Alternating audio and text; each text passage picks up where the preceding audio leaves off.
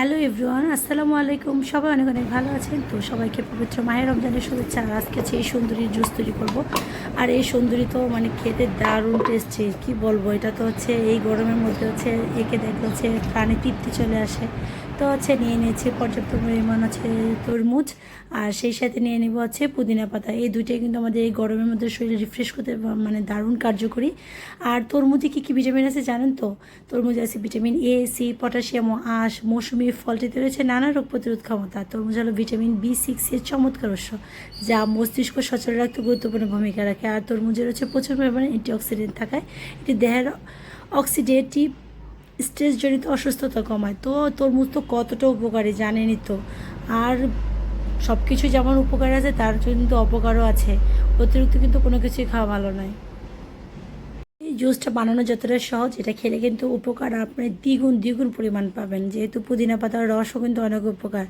তারপর পুদিনা পাতা থেতো করে পেটে ব্যথা দূর করতে সাহায্য করে। পুদিনা পাতা মাথার ব্যথা দূর করতে সাহায্য করে, বাতের ব্যথা দূর করতে সাহায্য করে। অনেক অনেক উপকারে ভরপুর। তো এই জন্য আমি আজকে তরমুজের জুস তৈরি করবো ইফতারে। তো এই জন্য এই যে আমার তরমুজটা নিয়ে নিয়েছি, তারপরে পুদিনা পাতা একসাথে ব্লেন্ড করে নিয়ে নিব বরফ কুচিয়ে। এতে কোনো এক্সট্রা আমি কোনো চিনি ইউজ করবো না। তরমুজ যদি এমনি মিষ্টি ফল, এটা খেতে কিন্তু দারুণ লাগে। দিয়ে দিলাম এক বস্তা বরফ, যাতে এই গরমে একটু স্বস্তি পায়। আসলে এক বস্তা না, এক টুকরা। বড় একটা বাটিতে রেখেছিলাম, তো সেখান থেকে দিয়ে দিলাম এক টুকরা ভেঙে। আর ফাইনাল বরফ দিয়ে রেডি করে রেখে দিলাম। এখন জাস্ট ইফতারের জন্য ওয়েট করব। আর সবাই বেশি বেশি করে দোয়া করবেন, আর নিজের জন্য দোয়া করবেন, নিজের পরিবারের জন্য দোয়া করবেন, আর মানুষের জন্য দোয়া করবেন। আর হ্যাঁ, সেই সাথে দিয়ে দিয়েছে তুকমা দানা অথবা ইসবগুল, যেটা আপনার কাছে থাকে না কেন সেটা ভিজিয়ে রেখে তারপর দিয়ে দেবেন। দেখবেন এটা খেলে কি যে শান্তি একটা লাগে ফিলিংস, সেই রকমের টেস্ট এই তরমুজের জুসটা। আর খেতেও দারুণ। কারা কারা আমার মতো এভাবে তৈরি করেন কমেন্টসে জানাতে কিন্তু ভুলবেন না। আমার কিন্তু প্রায় তরমুজের সিজন এভাবে তৈরি করা হয়। আর এই যে দেখতে পাচ্ছেন, আমি এখানে গুছাচ্ছিলাম। আমার ছোটো ছোটো আব্বাজানরা আছে, তারা সব কিছু এলোমেলো করে রাখে একটু পরপর। তো তাদের জন্য একটু পরপর আমার গুছাতে হয়, কিছু করার নাই। আর এই রমজানে বেশি বেশি করে নিজের সন্তানের জন্য, নিজের বাবা মার জন্য, স্বামীর জন্য, অথবা স্বামীরা যারা ভাইয়ারা আছেন তারা তাদের ওয়াইফের জন্য, নিজের জন্য বেশি বেশি করে দোয়া করবেন। সংসার কিন্তু একে অপরের সাথে মিলেমিশে ভালোবাসা শেয়ার করলেই কিন্তু সব কিছু সহজ হয়, সুন্দর হয়।